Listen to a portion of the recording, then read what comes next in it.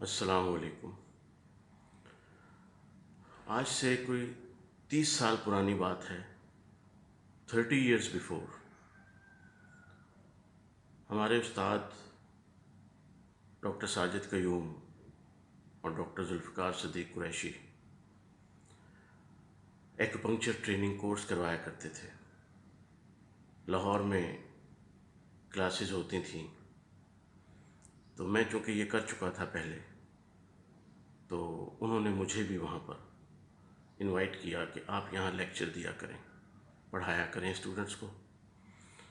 Doctor Zulfiqar صاحب anatomy پڑھاتے تھے، ڈاکٹر ساجد قیوم صاحب ایکوپنکچر فلاسفی پڑھاتے تھے، اور مجھے ایکوپنکچر چینلز کا کام دیا گیا کہ اسٹوڈنٹس کو یہ لیکچرز دینے ہیں اور سمجھانا ہے۔ 8-10 اسٹوڈنٹ کا سیشن تھا۔ سیشن ختم ہوا تو ان کا امتحان لینے کی ذمہ داری بھی مجھے دے دی گئی کہ ان کا ٹیسٹ لے لیں اور ان کا وائوا لے لیں اور پریکٹیکل لے لیں۔ اور اس 8-10 اسٹوڈنٹس کے بیچ میں ایک اسٹوڈنٹ پاس ہوا، اور وہ تھا محمد احمد بھٹی۔ مجھے یاد ہے باقی سارے اسٹوڈنٹس نے اس پہ احتجاج بھی کیا، لیکن جب بھٹی صاحب کا پیپر اور ان کی جو پرفارمنس تھی وہ دیکھی جاتی ایز کمپیئر ٹو ادرس، تو پھر ان کا کچھ باقی نہیں بچتا تھا۔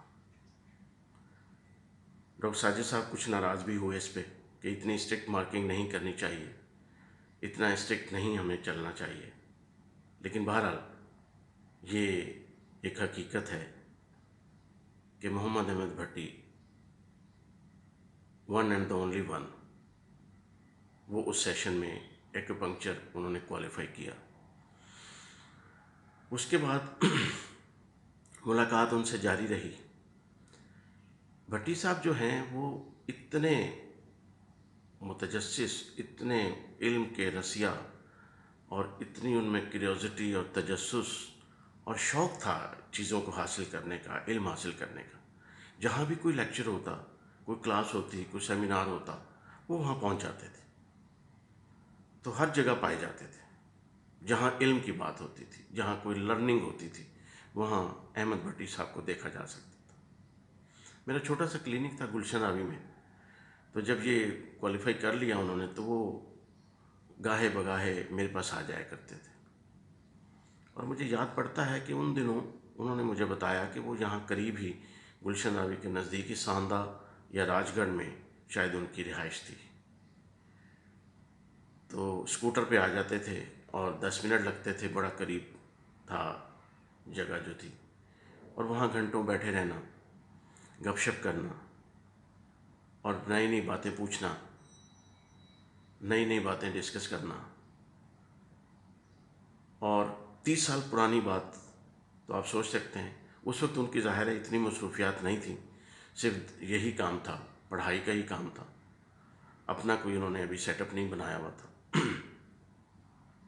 اور ان دنوں حضرت واصف علی واصف رحمۃ اللہ علیہ وہ حیات تھے، اور اتفاق سے، خوش قسمتی سے، وہ اسی علاقے میں گلشن راوی میں نناریاں ہے، اور نناریاں سے پل سے تھوڑا آگے جائیں تو چھوٹی پلی ہے، اور اس کے نیچے ایک علاقہ ہے، تو واصف علی واصف وہاں تشریف فرما ہوتے تھے۔ اور مجھے بھی اعزاز حاصل ہو گیا کہ ملاقاتیں ہوئیں اور محفل میں حاضری ہو گئی، اور ان کی باتیں اور ان کے ارشادات اور ان کی جو تبلیغ تھی ان سے مستفید ہوئے۔ اور وہ احمد بھٹی صاحب سے جب ڈسکس ہوتا تھا تو انہیں اور شوق پیدا ہو جاتا تھا تصوف اور روحانیت کا۔ تو یہ ایک ایسی بات ہے جو سب لوگوں کو نہیں پتہ ہوگی کہ روحانیت سے بھی اور تصوف سے، روحانیت سے بہت لگاؤ تھا، اور وہ اس سلسلے میں بہت ساری باتیں شیئر کرتے تھے اور سنتے بھی تھے۔